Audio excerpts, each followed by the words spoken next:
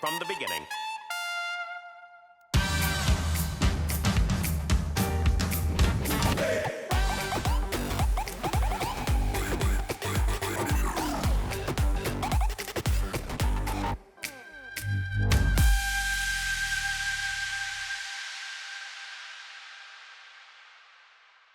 Hi guys! So it's time for Mukbang with Sherry. Today I've got Kareema with me and we are at one of my favorite places to eat, which is Mag Street Cafe. I literally live here. This is your first time here and I've got quite a spread for you, Kareema. Are you ready? I'm very excited. I've been waiting for a hot minute and a half.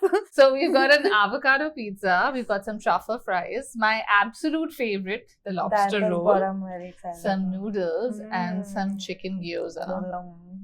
What are we starting with? Whatever you would like to start with. I'm going to start with the giant truffle fry. Okay. You're going to eat and I'm going to quiz you. Yes. Are you ready? That sounds perfect. Okay.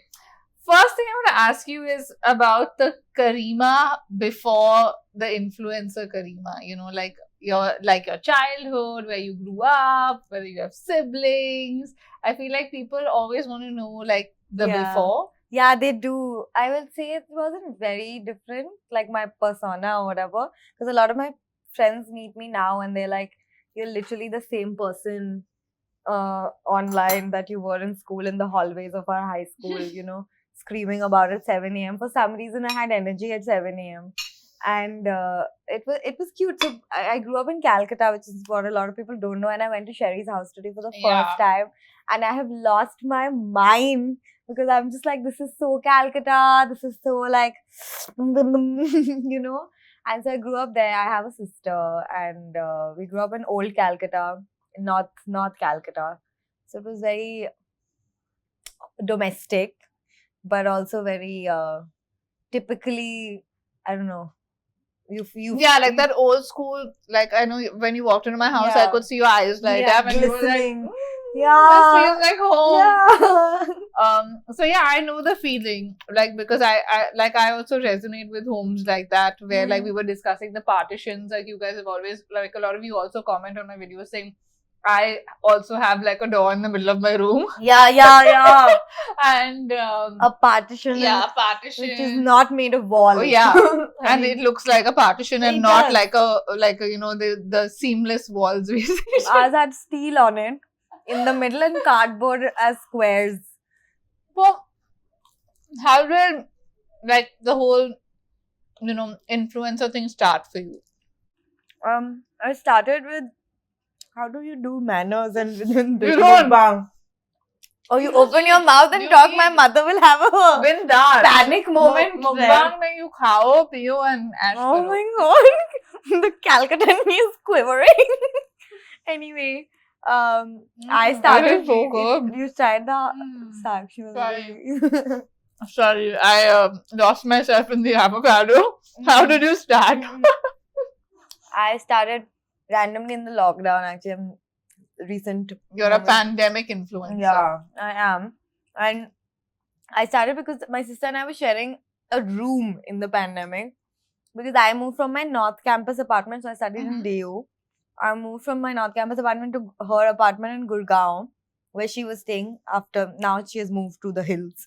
But before that, she was there. And then I was like, oh, this is a 6-day thing, you know. I'm going to pack like 4 t-shirts and go to her house. And not like be there for like 1 year. Can you imagine? I was with those clothes that I have made all my first videos in. There's one black spaghetti top that I used to think was the hot girl outfit.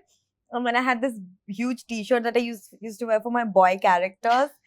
And that's it. I had 2 earrings, one of which was gifted to me by somebody I didn't want to associate with in the lockdown. But no option. Yeah, so I wore it. One hoop. So it started really randomly. My sister was like, stop like eating my head and put it on the internet instead. Because I was bugging her with the character. So was it like a calculated decision? Like you were like, I want to try this, or did it just happen organically? No. It just happened. It was an Instagram challenge. Oh. Called Until Tomorrow. Okay. And what do you have to do? You had to post goofy pictures of yourself. Oh. Where you would take it out the next day. Oh, but I posted it and lots of people liked it, and then random people started sharing it. And it just took off and you were like, oh, I could do this. Then one video went viral. Which one? A few months. Some feminist video. Somebody had made them. I am not a feminist video, and I made a parody of it. Oh. So that's the one that got me signed to Sun 2. And that's how it kind of started. Yeah. And then you were like, this is what I want to do. Yeah. But before that, what did you want to do in life? I want to be a journalist. Oh. Very different. So quite a shift. Quite a shift. And I was designing a debating app when I was doing this, by the way. So it's like from a debating app journalist, you've become... Yeah, hey. that transition. When did you start? I want to know this. Why? A decade ago. But like, nobody was doing it. No. So like, for me, I would say I was an accidental YouTuber because at that time, I was modeling and I had never watched YouTube videos and I wasn't like, this is what I want to do and all of that. But I had this network or MCN as they used to call them, which used to like be places that own many channels. And I can say Kareema is like struggling with trying to be correct and neat. And they approached me and were like, you know, why don't you, and I had a text blog because obviously that time blogging was the thing. So I used to model and have a text blog on fashion and beauty because I loved it. And they were like, why don't you video blog? Because you're obviously like decent on camera since you're a model. So I thought, yeah, whatever. And I thought it'll be like a modeling gig. So I used to go there, shoot 6 videos in a day.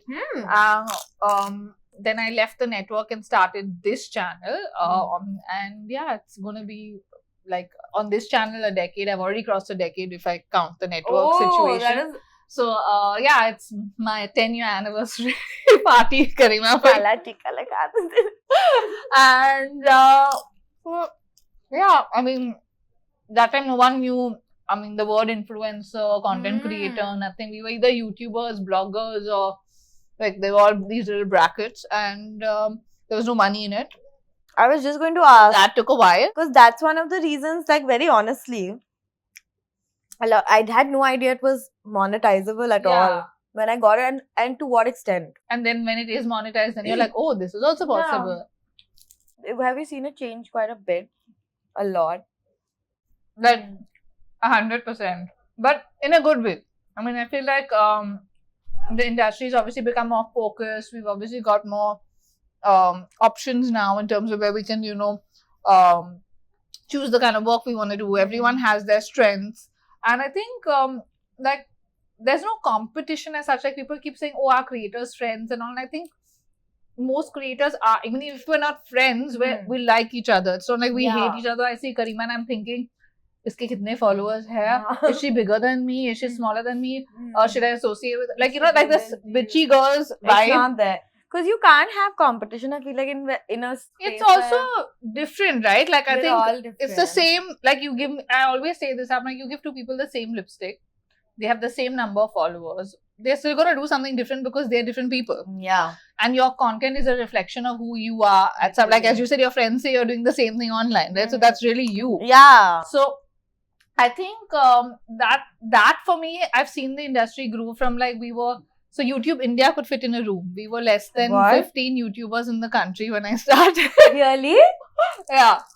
And now, I mean, obviously I don't even know what the numbers, but I mean, so coming from there, it's pretty amazing to see where we are, right? Like, it's pretty cool. I used to watch a lot of American YouTube, and then I was like, I remember typing Indian YouTuber repeatedly, and then I had seen one video of yours where you were going from the local train for a modeling gig. I think it was like a day in your life. And you were wearing this white tank top, I think. And you had done a full, like, this thing. So now we're going to go. And I was like, oh my God, I want to see. Like, but it was, so that was like 13-year-old Kareema. Oh my God, I feel old, guys. But yeah, cheers to that, Kareema. We've come a long way, both of us. Also now, I want to know about, obviously, Masaba, okay? How did it happen for you? Was acting something you've always thought you want to get into? I mean, obviously you said you wanted to do journalism, but now when you started with content creation, were you like, oh, this is more my thing? Or was it just something that happened randomly and now you're like, this is my thing? I just have come back. This shoot is happening after I've just confirmed something new today. So it's really exciting that I'm meeting you right after. But I had no idea. I mean, I feel like I always knew. Like, I met Kusha one day, and we were in the van, the vanity van, and I was looking in the mirror, and then we had opened up the middle section for context. Like to just so we are not, as I said, we are all friends. Yeah. Yeah, like you get space. You get your own space, but we make them one. Yeah. So I met her and she was like, all actors talk to themselves in the mirror since they're children.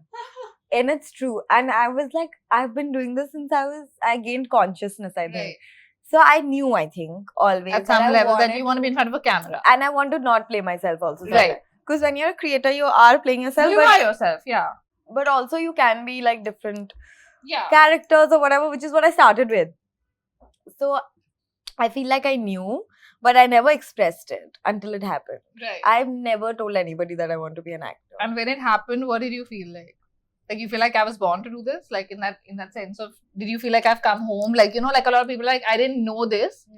But then like, that's how I felt with YouTube. So like while I was modeling, I loved modeling. But at my time, after modeling, the transition was acting. Like there was no, like it was like Bollywood, model Bollywood. Like there was no other alternative option in between. And I studied law. And I remember at that point, I was like, oh, I maybe want to be like a travel show host, because we used to watch like Brooke Burke and all the sexiest beaches in the world and all that. I used to be like, maybe I want her job. My sister in my head, where I was like, that's more me than Bollywood. I mean, I did a movie which never came out, thankfully. Oh my God, you did? Yeah, I was like 16 years old and it was an absolute disaster. Which I think I've spoken about in another mukbang with someone else, but it just opened my eyes to that this is not me in my head, you know, and there was no alternative option. So for years I kept modeling because I was like, you know, I'm not really finding my calling. Like, and I knew I couldn't model till I was like 50. I mean, now of course you can, but at that point it was more like, you know, at 30 you're kind of done. It's done, you're retired. And then when I started YouTube, I felt like I've come home. Like I was like, this is what I want to do for life. And even though I knew I was not making money then, that feeling of finding your calling was there. You know what I mean? I don't know how to explain it, but did you feel that way? Is what I've gone through a whole long story to ask you one question. No, I didn't. I really wanted to know about this Bollywood movie that Sherry is part of, apparently. But I think I don't know yet fully, or maybe I'm just too scared to say it. But I just feel like when I was in front of a camera where there were people around me, so the differences that I realized, like I can't look in the camera and talk, or that there are so many people watching you while you do. I loved performing on a set. That's a different feeling to your own stuff. Because otherwise you're editing, you're shooting, there maybe is Sahil around, but you know, it's there's no that real that feeling that you're talking in the tummy feeling. And I've always loved to be on a stage or anything performance related. I've loved it. I feel like the calmest I feel is when I'm being watched for what I'm doing. So it was nice. Enjoyed the whole process. That was one feeling that was very different for me. So how was it? You auditioned for it like in the pandemic? In the pandemic, and I was isolating at the time because I had just traveled and I had come back to Calcutta. So last year when we met for the first time, I think I had not moved to Bombay, and we met in Cosmo only. No, it's a girl thing. When you were hosting and I was hosting that thing magic. Yes. So I had not moved to Bombay, and then I used to travel to Bombay a lot for shoots, and then I used to go back to Calcutta. So that time I was isolating from my parents, and now this audition has come randomly. They're like, hey, actually there's a Netflix show for your second audition of your life. Usse pehle I had auditioned for some ad or something, I think. And then I did it. I had to do it alone because nobody could give me cues. And if you're going to do cues on a Google Meet or like Zoom or something, then it's not going on any video call. Then it's not going to match. Pauses will be there. So then I was like, okay, I'm just going to edit it because I know how to edit things. So I'll just play both parts. And then like how you would in a video on your own. Yeah, and they really liked that. about the audition. So I got it after that.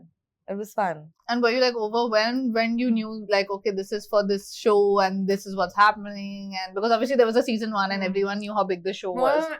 Oh my god, I had watched the show in the lockdown before I became a creator with my sister. And then the next year, you're on it, yeah. Like, what's going on? The same room that I was wearing those black spaghetti tops. That same room I watched the first season. But I was excited mostly. I don't think I was very scared. Because everyone was really nice. Like, they knew this was my first time. So, everyone knew what they were getting into. And they knew what to do for me to feel comfortable. Plus, I didn't get to meet anybody for a long time until I actually because you actually, like to go on to set and do it and stuff. We were like, even my trials happened in Cal. Because, like, they had to send the clothes. Because lockdown and everything. Also, I feel like your character was so different to you. Like, a lot of that, which I love. Because I feel like it was so interesting to see you as this crazy OTT gal that you're not normally. When I watched it, I was like, I was very excited because I feel like I met Kareema in the last 1 year, and I always say like they all joke and say I'm mommy, and Sakshi and Kareema and Karan, I wipe things off her face like with baby wipes, like you clean your child's face from my purse. And so I really felt very proud watching you, like as in based on our interactions and the conversations we had, and I was like, oh my god, like Kareema is like so cool in this, because I had no clue what your role was or what you were doing, and obviously, so as I was watching it, I was like, oh my god, this is so amazing, and you were effortless. I have to say that it was amazing. Oh, you're the first person who has said that I was playing differently from my real life, because a lot of people are like, you're just playing yourself. No, but I feel like you're not that OTT in real life at all. People think I talk like my Instagram a lot in real life. Like, oh, you're talking normally. Yeah, indeed. I mean, I was like, I met you in Delhi. We were together for 3 days. Like, as in, I mean, I've spent the whole day with you. Yeah, so we were just together. So I feel like, and even when we were shooting for It's a Girl thing, I mean, we were there the whole day, 2 days. Then we had just met. Yeah. But like, you were so hands-on with my emotional breakdowns. The first day you met me, my god, you were just, I'll do it. And Kareema would come and she's like, does it look nice? And I'd be like, no, I need to change this. I had just met her and I was like, am I like just like being too bossy? It was great. But yeah, I mean, and so that's why I feel like it was like we all just clicked, right? There's, I mean, obviously there's a crazy age gap. You're what, 23? Wow, and I'm 36. But yeah, Beti.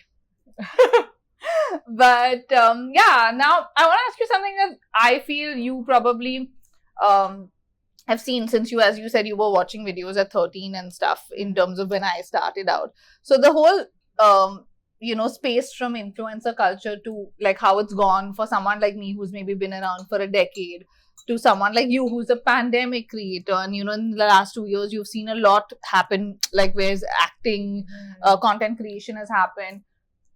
So what is your thought on influencer culture in general, and like obviously like long term, how do you see it? I would love to hear your perspective, because I feel like for me, obviously I've experienced this whole 10 years. It's a lot newer for you, but you've also seen people before you. Yeah, I have, and I didn't know what it would be like when I got into it. So everything about this influencer culture is very new to me. Still, I feel like even now I'm like, right, oh, this is how you do a vendor form. I'm like, okay, fine. But it's really weird seeing people like becoming a creator after consuming, like, what has happened? Why? Yeah. What the hell? So, like I'm saying, 5 years ago, you would not even have imagined this, right? All. Like thinking I live in Bombay and I'm sitting with Sherry doing a mukbang video for YouTube. Like, this is insane, right? Like, what is happening? And I have moved here. What? Yeah, exactly. Every day I wake up and I really think about it, and I don't think I'll get used to it in that sense. And I've seen a lot of people, even in their interviews and stuff, they still, I can see the disbelief in their eyes till date. It's been like 30, 40 years they've been doing whatever they've been doing, which they didn't expect. And I really think I'll be like those people, because this is absurd. Like, I told my sister about this project that I was telling you about, confirmed earlier. And she just started laughing. You know, she was just like, what is happening in your life? Like, and it's also all happened very rapidly, right? So I think it's also exciting for you, for your family, to see that in the 2 years, like, it's not just like you're trying something or you've moved to a city to try something. It's happening at the same time. Which is great. And I mean, I think that's what I kind of like about your generation and how the internet works today, where it can be rapid. It can be. You don't need 10 years to make it like we had to do it. Where we were like... Is it pissing off though? No, not at all. Like, I mean, I think it's a different journey, right? Like, so I mean, I always say that everyone is in different places in their life. So today at 36, obviously, I'm in a different space. You're a different space in your life. At 22, I was in a different space where I was like really happy with modeling then and very excited to be... I was in your space of, you know, I grew up looking at these supermodels. Like, I remember the first time I walked a show with Carol. For me, it was like, oh my God, that's Carol. Like, in my head, I was like, I can't believe I'm doing a show with her. And I was 16 years old. So it was like, that feeling, what you're feeling now was in a different workspace, but same feeling. So I think, I feel like everybody has their journey. And if I didn't start then, I probably wouldn't be doing this today, because I would have obviously been like, I'm at 35, I don't maybe not want to make content, or, you know, in your head you think I don't want to do this or whatever. So it was just that I come from that thought process of when I had 50,000 subscribers, I cried. Like, it was that epic a moment for YouTube at that time. I still remember, and I had emailed the people I used to work with at YouTube, at like, who are my, you know, managers from YouTube and whatever, and being like, thank you for all your help over the years. And it was like this moment for me to be like, oh wow, 50,000. Yeah, a speech. Yeah. So that's why I feel like it's, so I've come from that space. So I really don't think like every follower had to be, every subscriber had to be earned, had to be won over. But it doesn't make me like feel like, oh, someone has more or less or whatever. Because as I said, everyone's on their own, in their own space. And also, I think it's very different what everybody brings to the table. Do you have any questions for me, Kareema? Actually, what is your fondest creator memory apart from the 50,000 one? Oh, apart from the 50,000 one, I know you would have said that. I'm gonna say the first YouTube fan fest, because I think for me it was very special. Until then, I'd never seen my subscribers like in flesh. It was all online, and I had just left the network then. Like, as in, I think I left the network say October, November, end of that year, and the fan fest was the 1st of March. The following year. So it had just been 2 months I started my own channel, and I was on, I think, 2,000 subscribers on this channel at that time. And like, no one in my family obviously understood what was YouTube and what was happening, because everybody is much older. And my sister was also like, you know, what are you doing? You're not modeling anymore, and is this making you any money? And, you know, like, those are the conversations we were having.